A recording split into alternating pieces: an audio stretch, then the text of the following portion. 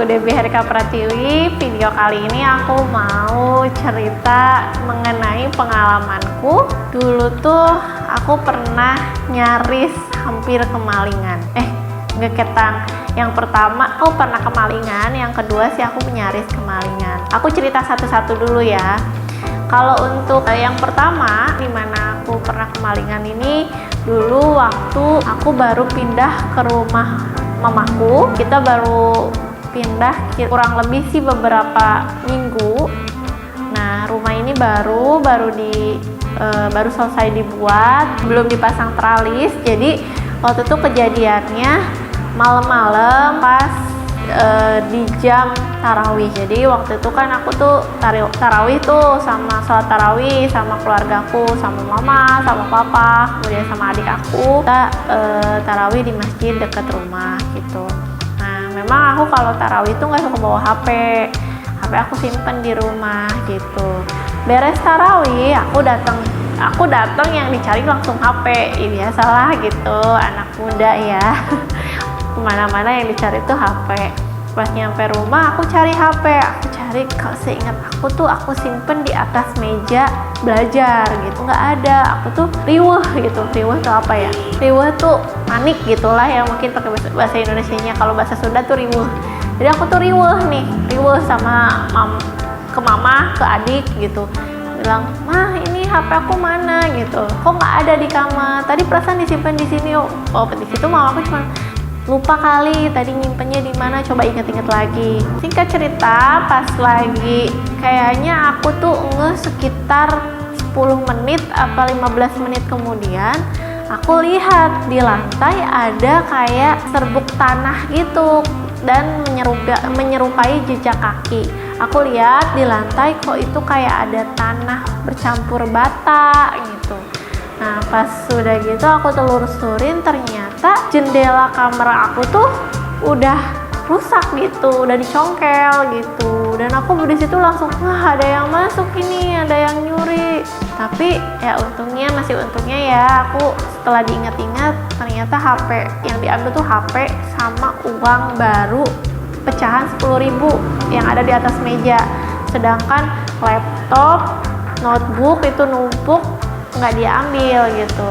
Jadi HP-ku itu diambil sama maling, entah maling iseng atau maling siapalah, anak-anak muda. Aku sih curiganya sama anak-anak muda di sekitar sini. Dan posisinya memang kamar aku tuh sampingnya gang yang gelap, nggak ada penerangan gitu. Terus si jendela rumah aku ini seperti jendela-jendela orang zaman dulu gitu. Jadi rendah, kemudian ada kaca di depannya, ada kaca di dalam.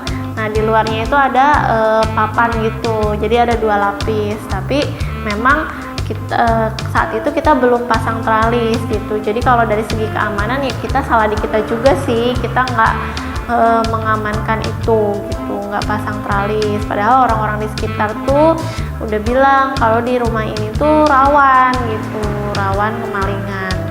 Lokasinya tuh rawan kemalingan. Next, cerita yang kedua, dimana ini aku nyaris kemalingan lagi. Kalau yang kedua ini, itu nggak sampai ada kehilangan atau ada kerugian materi apapun. Cuman tetap sih membekas banget. Jadi ceritanya, dulu itu pas lagi habis kita cuti menikah, aku dan suami kan udah nyari kontrakan tuh dari sebelum nikah. Kita cari kontrakan untuk nanti ditempatin pas nikah. Kemudian setelah 1 minggu, karena besoknya tuh kita mau kerja, udah mau masuk kerja lagi.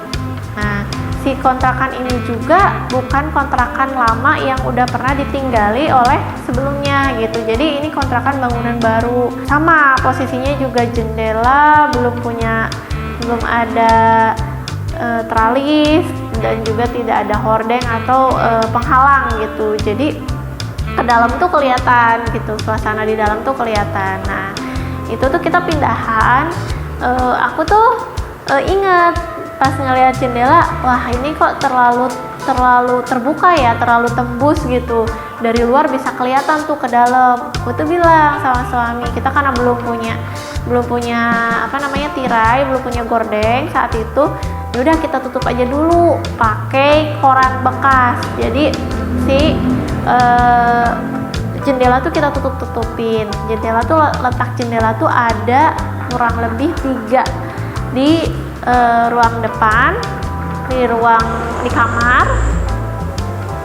Yang pertama di ruang depan, yang kedua di kamar, dan yang ketiga itu kayak di ruang tengah penghubung antara kamar dan dapur gitu. Nah di situ aku tuh hanya menutup yang kamar dan ruang tengah gitu, karena aku takut kelihatan dari luar. Aku nggak tutup yang ruangan depan. Jadi kita itu di kontrakan itu kan kecil ya, nggak terlalu besar, tapi ada kamar 1. Di ruang depannya itu cukup untuk simpen gantungan baju sama motor kalau malam. Jadi kita memutuskan motor masuk ke dalam rumah. Nah pas setelah kita beres-beres nih, kan kita beres-beres pagi-pagi gitu ya, kita pindahan pagi-pagi, kemudian beres-beres semuanya. Singkat cerita sekitar jam 2 malam kalau nggak salah ya, kejadian itu jam 2 malam. Aku tuh lagi tidur, cuman memang aku tuh tipikal orang yang kalau tidur tuh ngedengar suara sedikit aja langsung kebangun gitu, langsung ini apa sih gitu, bukan orang yang tidurnya kebluk lah kalau bahasa kita tuh. Nah pas aku lagi tidur tiba-tiba ada suara brak gitu, aku langsung kaget dong, bangun gitu dari kasur, bangun. Terus aku diem saat itu karena suami aku masih tidur. Aku diem, aku dengerin ini suara apa ya, kok ada suara brak gitu. Terus aku dengerin lagi ada suara kayak gini, kayak jendela prak gitu, kayak jendela kena angin yang nggak ditutup. Jadi kayak ada suara prak. Aku disitu bangunin suami, "Mam," kata aku bilang gitu, sorry, aku manggil kan masih sama suami, aku manggilnya ya, ada apa, kata aku bilang gitu. Terus suami saat itu bilang, udah nggak ada apa-apa. Tapi aku tuh kayak gelisah, ada apa ya, kata aku tuh, kok kayak perasaan nggak enak gitu. Nah tapi karena suami tidur lagi, aku ke toilet gitu. Aku keluar, aku ke toilet, walaupun aku tuh ada perasaan, aduh jangan-jangan ada orang masuk, karena aku bener-bener mikirnya ini kayaknya ada orang yang nyongkel gitu, ada orang yang masuk. Aku juga ngendep tuh ke toilet, terus ngelihat suasana rumah, ruang tengah aman, kamar mandi aman. Beres itu aku ke ruang depan tuh. Ruang depan posisinya masih gelap karena kita matiin lampu kan ya. Terus aku lihat kok jendelanya kebuka gitu. Tadi tuh aku tuh ada feelingnya, apa aku lupa nutup jendela ya, makanya kedorong sama angin gitu. Jadi suara bruk-bruk itu tuh dari angin gitu. Aku mikirnya masih positive thinking angin. Ternyata pas aku lihat itu jendela tuh udah rusak, bekas congkelan. Aku langsung bangunin suami aku, ini gimana? Aku bilang ini ada yang nyongkel, ada yang mau masuk gitu. Karena mungkin dia ngelihat ada motor di depan rumah kita gitu. Terus saat itu kita langsung bangun karena memang udah rusak tuh si jendela. Jadi kita juga bingung mau diapain gitu, mau diganjel pakai apa, mau dilakban gak mungkin. Jadi akhirnya dari jam 3 tuh ya antara bisa tidur dan gak bisa tidur, gak tenang. Baru deh pagi-pagi pas udah bangun tuh udah subuh, kita lapor lah sama yang punya kontrakan. Langsung ya alhamdulillah sih yang punya kontrakan juga responnya bagus gitu, dia langsung ngambil tindakan. Saat itu ditutup dulu, jadi kayak dipatenin dulu nih sampai si jendela ini nggak bisa dibuka. Besoknya langsung manggil tukang untuk pasang teralis. Jadi itulah pengalaman aku hampir kemalingan. Aku sih bisa menyimpulkan kayaknya kalau kita kemalingan itu bisa jadi karena ada kesempatan, juga karena yaitu kesempatan tadi jendelanya kita masih baru, belum diteralis, orang gampang banget buat akses masuk gitu. Terus juga kita belum tahu sama lingkungan sekitar gitu, karena di kejadian pertama dan kejadian kedua itu sama-sama kita tuh lagi baru di tempat itu, baru tinggal di tempat itu gitu. Jadi otomatis mungkin ya belum tahu sikon, belum tahu juga tetangga sekitar tuh seperti apa. Nah pas diusut ternyata tempat kontrakan aku juga memang agak rawan sih. Jadi kejadiannya udah beberapa kali ada tetangga di subuh setelah sholat subuh itu ada yang masuk ambil HP katanya gitu. Posisinya orang-orangnya tuh lagi pada rebahan gitu di ruang tengah, tapi orang tuh gampang banget masuk. Jadi kayaknya sih emang rawan gitu di sana tuh, rawan kemalingan gitu.